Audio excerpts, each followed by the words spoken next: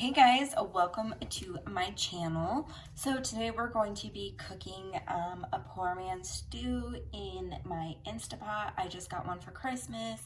So I'm absolutely loving it and making tons of recipes in it and finding out what works and what doesn't work. And I thought maybe I should start filming these and doing them as videos, because maybe you have an Instapot and you don't know how to use it or you're afraid of it. Whatever the case is, I'm going to show you that it's nothing to be afraid of, that it makes amazing meals, and if I can do it, you can do it too. So if you want to see how to make a poor man's stew, then keep on watching. So all the ingredients you're going to need is some sweet corn, or regular corn, whatever you want, and then some stewed tomatoes. I have two here. I have one that's flavored with basil, garlic, and oregano. Oh, I guess they're both the same. It's just two different brands, so they're both the same. I like the fire roasted stewed tomatoes, but I could not find them. But definitely, if I could, they would have went in this soup. Next thing you need is some beef stock. This is just by Chicken Basics. I get this because it's gluten-free. Not all beef stocks or chicken stocks are gluten-free. You'll need a pound of burger. I just have this that was in my freezer. A couple potatoes. I'm not sure how many we're going to peel, probably about 3 or 4. I don't have a very big Instapot. It's only a 3-quart one, so it's the smallest size. It's perfect for Alan and I, and so I don't make as much, and there's not as many leftovers. So, because usually sometimes leftovers go to waste. We're going to need some cauliflower. I love cauliflower in my poor man's stew. It's just, I don't know, it's just delicious in there. If you don't like cooked cauliflower, definitely don't put it in. And then some carrots. I just have 2 here, and 2 celery stalks. I don't use a lot of carrots or celery in it, just kind of like a flavoring thing and a crunch. So then I just have some spices. I have some onion powder, some minced garlic, Johnny's seasoning salt, some lemon pepper, Alpine Touch. This is my favorite. Some Mrs. Dash. This is Himalayan pink salt. It has black pepper and garlic in it. It's nice. I like it. I like to use it in the soups. And then some pepper and some salt. So that's all the ingredients you need to make this version of poor man's stew. You can put whatever you want in it.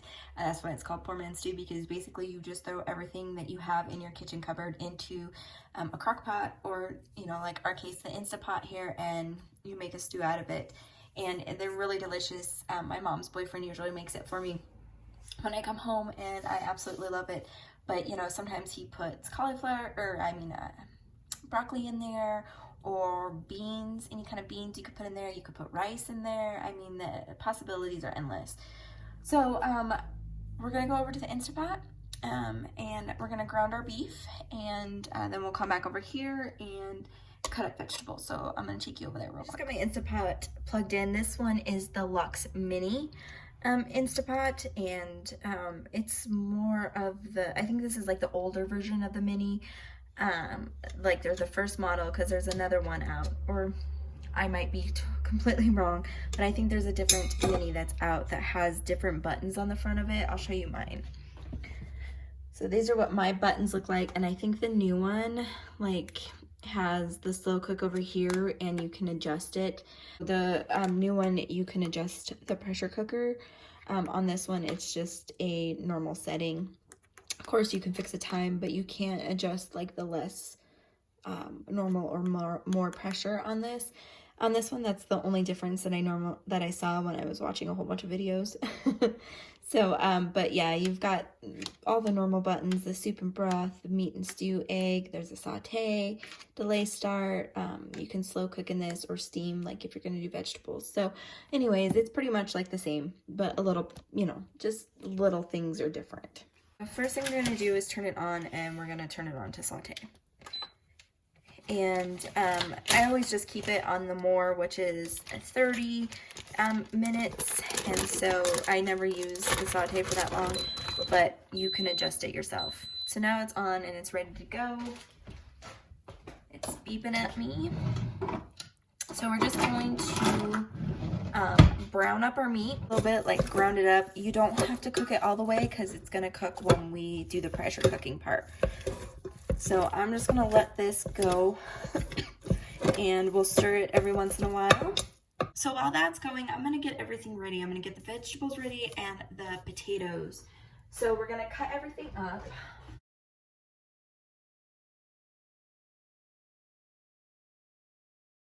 Our meat is now brown, so still with the saute function on, we're gonna pour some of the chicken broth in there.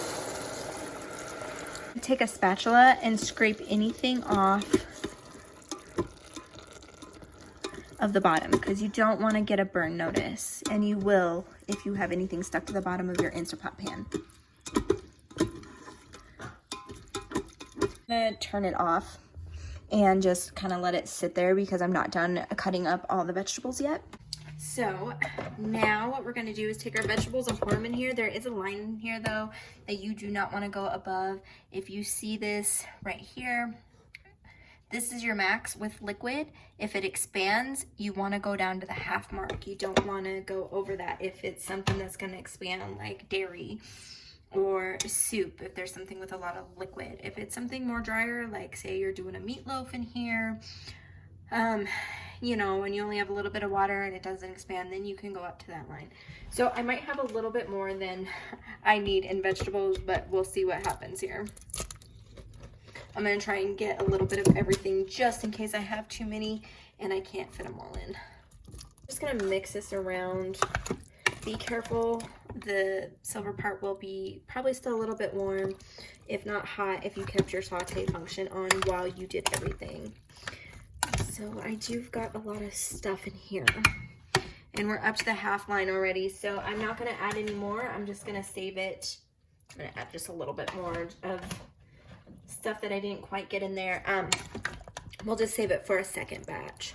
So we're gonna add some more liquid in here and we're gonna go till everything's pretty much covered.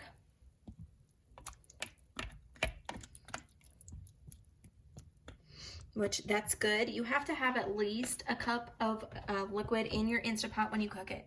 Ladies, if you're cooking stuff in here and you don't have any liquid, or so you're gonna end up getting that burn notice. But if you also get the burn notice and you don't know why, because you put liquid in there, it's probably because you don't have enough. When I make stews and stuff, I make sure that I have enough to, I always add a little extra too, enough to cover everything, because, you know, we don't want it, like I said, to get the burn notice. You definitely want enough water in there to cook. If you don't have enough liquids in there, it won't build up the pressure, so it won't cook correctly. Which this, we're basically now just cooking to get like the vegetables soft and the potatoes soft, because I did fully cook my beef. Got everything in here, and I am happy with how much the liquid is. We're gonna season everything. We like a little spice to our soups, and he's probably gonna add more when he eats it. I'm just gonna actually put a little sriracha in here to give it a little bit of spice. I'll probably add a little bit more too. I'm not one for spicy foods, but I like that little kick. I'm gonna put the lid on it. But we're gonna put it on the right way.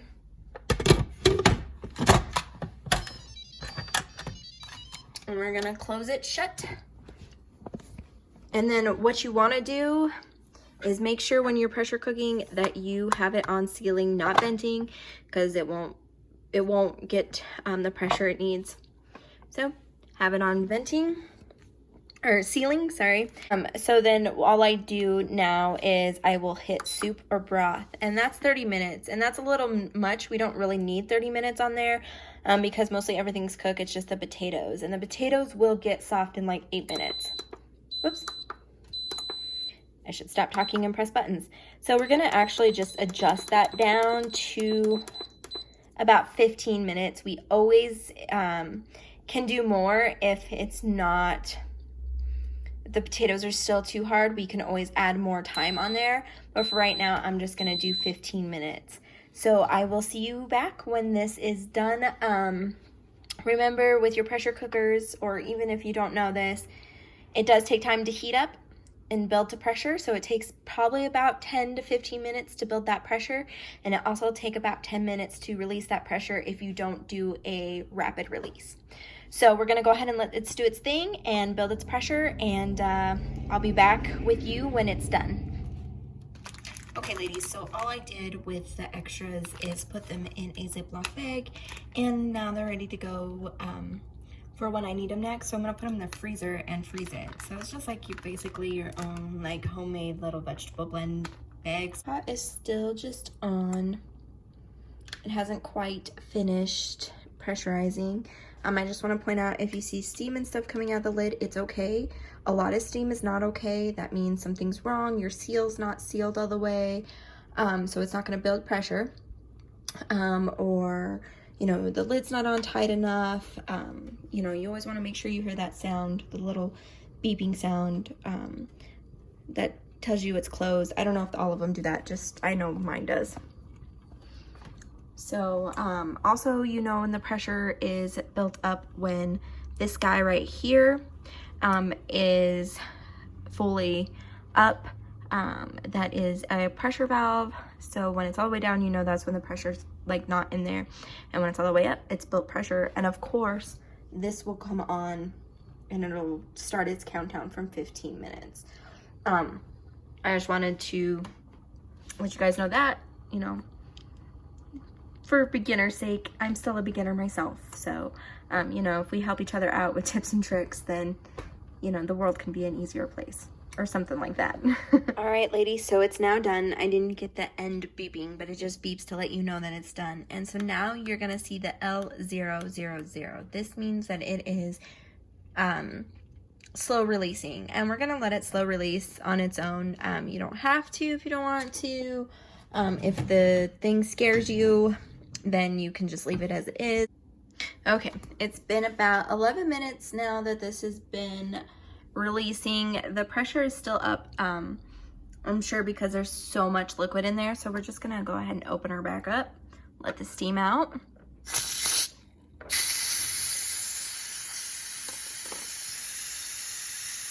Okay, so that just popped down. So that means all the pressure is released out of there, and you can open this up, but be very careful because it's gonna be hot. So you just turn and go ahead and lift her, and there's your food. Oh my God, doesn't that look delicious, guys? So I'm just gonna go ahead and stir it around. You want an oven mitt, it's gonna be hot. So I just got this little silicone one. These ones are the best when working with this. So at this point now, if you wanted it thicker, you can. You just put a little cornstarch in there and mix it in, put it on the saute function, let it kind of boil up, and it'll be thick. I don't like my stews particularly thick, so I'm just gonna leave it like this, the way it is. I just want to taste the potato in here and make sure it's soft. We'll leave it on the keep warm function. This is now telling you that it's keeping it warm, you know, even though it's for the pressure as well, it's also your keep warm timer. So it keeps warm for 10 hours. And so I'm just gonna leave it like this. I'm gonna leave it like this all night. And well, I'll taste the potatoes here in a couple hours, make sure they're not getting too waterlogged.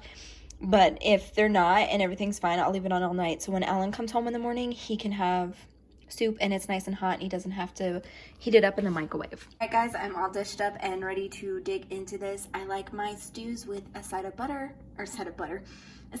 and butter. I like to dip my bread in my soup. I just think it tastes amazing like that. So anyways, I cannot wait to dig into this. This just looks absolutely delicious. I hope you guys try out this recipe if you have an Instapot.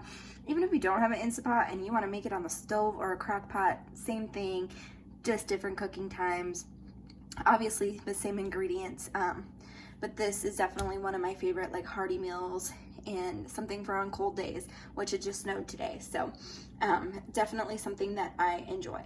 So if you try this out, share it with me on my Instagram. I always have all my social media links down below in the description box, so check that out. And I hope you guys enjoy this video, and I hope you want more of them. I am gonna do like tips and tricks when I learn a little bit better about my Instapot. Like I said, I'm still a beginner. But tips and tricks for you guys that I've learned along the way, and you know, just things that you don't think of when you get new toys like this. And so anyways, and I will see you guys in my next video. Bye.